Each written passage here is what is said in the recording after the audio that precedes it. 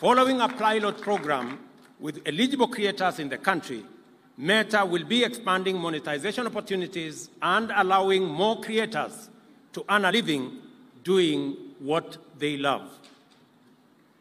Kenya possesses impressive credentials as a source of highly professional human capital with highly educated, trained, skilled, and dynamic young people. We have systematically and intentionally negotiated separate bilateral agreements with countries in the Middle East, Europe, and the Americas to connect our skilled workforce with opportunities globally. This will provide exposure to thousands of Kenyans to work in international organizations, engage in global assignments, and monetize their skills and talents as they enhance their incomes and personal development. Millions of Kenyans already working abroad have been great ambassadors for our country and have made huge contributions through their remittances to the development of Kenya. Ndugu wa Kenya, Kenya remains committed to driving climate action, and I am proud that we can play a significant role shaping the climate agenda on the continent. We have demonstrated leadership which has been recognized both on the continent and beyond, and we must continue to play our part both domestically and on the global stage. Recently, I launched the Africa Green Industrialization Initiative in partnership with the United Arab Emirates and several other African heads of states at COP28 in Dubai. The goal of the initiative is to enable businesses to build rapidly in Kenya using our renewable energy resources and across our continent. In keeping with our commitment, ladies and gentlemen, to correct the market failure in the provision of affordable credit, especially to those who have no access to any collateral, and to free millions of Kenyans trapped in the credit rating maze, the Hustler Fund has grown to become the largest financial inclusion program in Kenya, dispersing Kenya's shillings 42 billion to more than 21 million borrowers across Kenya. A week ago, we celebrated the Hustler Fund's first anniversary. Borrowers on the fund have saved Kenya's shillings 2 billion with a repayment rate of 75% nationally. As promised, we have already enhanced credit limits for over 1.2 million borrowers and spent 500 million to match long-term savings on a ratio of Kenya shillings 1 for every Kenya shillings 2 saved. At the end of this month, just in a few days, every saver will be paid an attractive interest rate of 12% on all their savings. Over 7.7 million people are regular borrowers on the Hustler Fund platform. The fund will be enhanced from next month with specific financial products to provide additional enterprise and business facilities for existing Mama Mboga and border circles across Kenya. We undertook to build a culture of savings in Kenya as an effort to create long-term investment resources to fund our growth and development and provide better retirement for working Kenyans. The new NSSF contribution model has enhanced monthly contributions by 4.5 times. Consequently, the fund will raise an additional 400 billion in the next 5 years, tripling the value of the fund from 300 billion to over 1 trillion by 2027. Furthermore, our countrymen and women no longer have to wait for over 3 months to receive their retirement benefits. Owing to the digitization and automation, NSSF benefit processing turnaround time has improved significantly from an average of 82 days to 10 days, and with a further reduction envisaged in processing period to come down to 1 day by next year. We are also undertaking the expansion of retirement benefits coverage to 15 million Kenyans currently active in the informal sector through product innovation and bottom-up enrollment strategies at the grassroots level. Ladies and gentlemen, we made a commitment to our dear citizens who are elderly, orphaned, and those who live with severe disability that they shall receive their social protection stipends before public servants, including the President, receive their salaries. We have kept our word and delivered on this commitment. Consequently, all the 1,200,000 eligible beneficiaries now receive their stipends on time before we are all paid as public servants. We have, however, allocated an additional 2 billion shillings for newly enrolled beneficiaries who are undergoing verification at the moment, and we will begin to disburse their stipends by 1st March next year. This program has had challenges with the beneficiaries traveling long distances and spending considerable portions of their stipend on logistics. Working with Safaricom, we have structured a new delivery mechanism for all our stipend-earning beneficiaries to receive their stipends from M-Pesa agents in their localities. Orphans and persons living with severe disability will begin using this new mechanism this month in a few days. The elderly will, however, start in January because the process is being finalized. I commend Safaricom for demonstrating corporate patriotism and providing this service free of charge. Ndugu wa Kenya, Kenyans are doing their part to support the effort to stabilize and grow our economy. Their sacrifices and contributions are essential and must be honored. We are therefore taking strong measures to ensure that all public resources are administered transparently, efficiently, and in a secure manner. One of our best interventions is the use of digital technology and the migration of all government services and revenue collection to a single pay bill. Since this measure was implemented, we have witnessed a significant rise in total revenues collected. Besides enhancing revenue collection, digitization has eliminated revenue leakage through corruption and theft. It is most important that we sustain this progress in promoting integrity, transparency, and efficiency in resource management. And for this reason, I direct that all agencies observe the December 31st deadline to finalize the migration to e-Citizen platform. It is only right that I match this admirable commitment by the people of Kenya to do their part in getting the economy going and give an assurance that all taxes collected by government shall be put to their intended use and that no single shilling, no Kenyan shilling, shall be lost through embezzlement, theft, or corruption.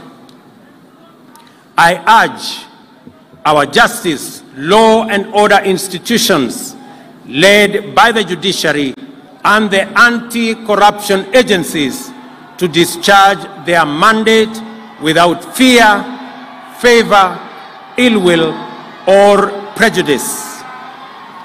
I also give my personal undertaking to support the timely prosecution of all those involved in corruption without regard to their social, economic, ethnic, political status or connection or any other consideration whatsoever. This is the minimum that is expected of us in fulfillment of our constitutional mandate, and Kenyans deserve no less. The story of our nation's sovereignty cannot be fully told without mentioning the fundamental character of our territorial integrity, economic prosperity, political democracy, the rule of law, and the integrity of our social fabric. Our national security apparatus have remained a strong shield against terrorism, crime, and insecurity. As we continue to invest resources into the security sector, we continue to expect continuous improvement in its overall capacity to keep our nation's boundaries inviolable, our people's lives and property safe and secure. I cannot forget the public service. Every member of our civil service has been entrusted with a rare opportunity to make their unique contribution to national transformation. As such, they are at a most advantageous position to demonstrate our national values and principles of governance for the benefit of all Kenyans. Today, I appreciate you for being loyal servants, dependable professionals, and true patriots, and urge you to do more as our people's partners in the transformation of Kenya. Much has been given to you by the people of Kenya, and therefore, much more is expected of you. On behalf of the people, I shall hold you to the highest standards of efficiency, effectiveness, transparency, and accountability in serving our nation. Ladies and gentlemen, infrastructure development is a critical enabler for transformation of agriculture, delivery of health, job creation, and overall economic growth.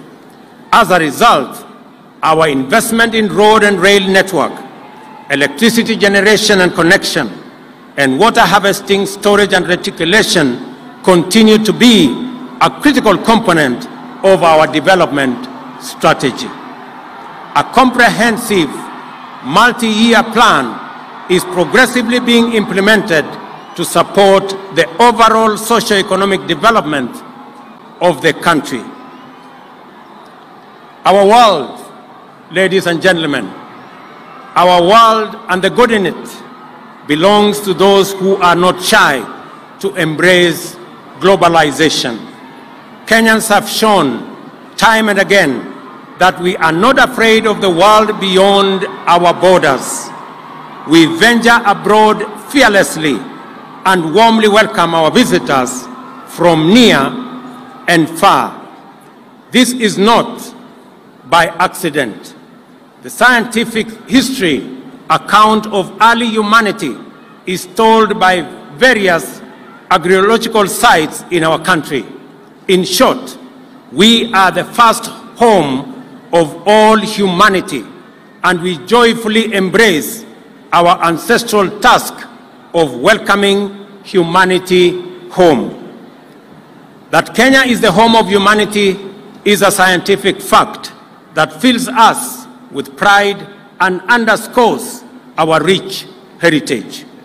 It is with great pleasure, as President of this extraordinary country, to make a historic announcement of the decision of the government of Kenya.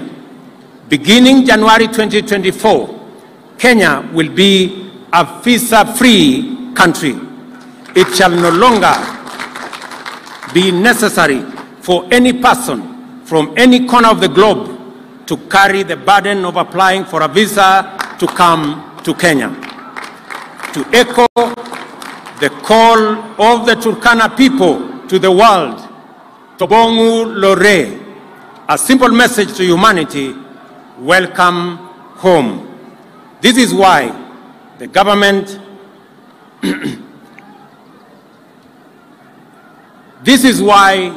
of Kenya has abolished the requirement of visas for all visitors. To implement this new policy, we have developed a digital platform to ensure that all travelers to Kenya are identified in advance on an electronic platform. Consequently, all travelers will obtain electronic travel authorization as they come to Kenya. Ladies and gentlemen, I have set out an account clearly showing that although much remains to be done to bring economic progress up to the level of our political maturity and to transform our economy to the ranks of our historical peers globally, we nevertheless have real cause to celebrate the contributions made by each one of us to the collective national endeavor in keeping with the aspirations of the brave and indomitable patriots who set us on this path to national glory. We must now go forth with greater resolve, inspired by the heroic achievements of those who came before us, affirmed by the confidence that our work matters for increasing our heritage and glory, encouraged by the progress we are making, and determined to accomplish our generation's solemn obligation to make this nation a true jamhuri of people, free, prosperous, secure, and democratic. Ladies and gentlemen, I conclude by thanking all Kenyans, Wakenya wote walioshiriki pamoja na sisi kuhakikisha ya kwamba muda mgumu ambao tumekuwa nayo, sote tumeungana, tumeshirikiana na kila mtu amefanya sehemu yake kuhakikisha kwamba Kenya inasonga mbele. Pia vile nimetangaza hapa, wale wazee, watu wanaoishi na ulemavu, na pia wale watoto wetu ambao ni orphans, tumesema ya kwamba wamekuwa wakihangaika siku nyingi kwenda kutafuta pesa ya cash transfer. Sasa tumebadilisha sera na pesa zao za cash transfer itapatikana katika kijiji yao. Hawatasafiri tena ama kuhangaika kusafiri safari mrefu kutafuta stipends zao. Vile vile tumekubaliana ya kwamba kwa mara ya kwanza serikali ya Kenya italipia wale hawana uwezo ili wawe na bima ya afya ya NHIF, so that kila Mkenya awe na bima ya afya. Na tumekubaliana vile vile ya kwamba funding model mpya ama mpango wetu mpya wa kulipa pesa ya bima ya afya sasa itawawezesha wale wamekuwa wakilipa shilingi 500, pia tutawapunguzia ije shilingi 300, ndio tuhakikishe ya kwamba kila Mkenya ako na bima ya afya.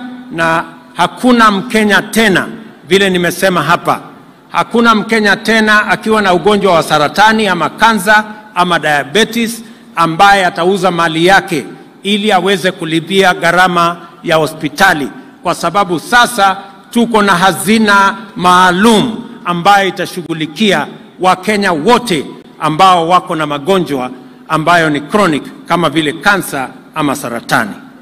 Kwa hivyo mimi nawatakia heri. I take this very early opportunity to wish every Kenyan and all our friends near and far a Merry Christmas and a prosperous 2024. Asanteni sana. Thank you very much. God bless you. Mungu wabariki sana. Thank you. Kwa heshima naomba sote tusimame kwa wimbo wa taifa na wimbo wa Jumuiya ya Afrika Mashariki.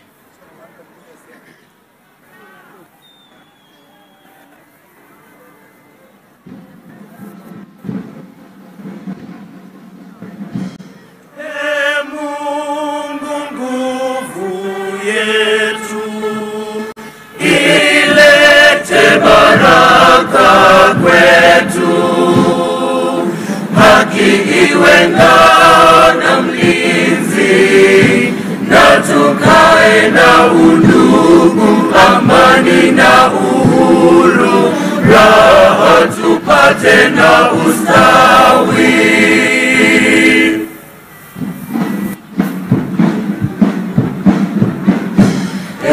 Mungu twaomba uilinde Jumuiya Afrika Mashariki, tuwezeshe kuishi kwa amani, tutimize na malengo yetu.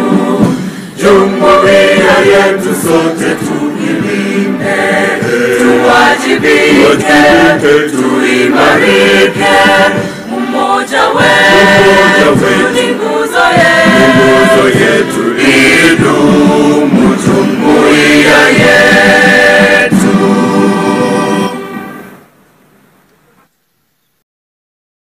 Niombe tuweze kutulia. Mwenzangu Mike Gitone atupe itifaki ya kufumukana mahali hapa. Kwako Gitone. Nitaomba sote viongozi tafadhali tutulie kwenye jukwaa ili tuweze kuelekezwa kwenye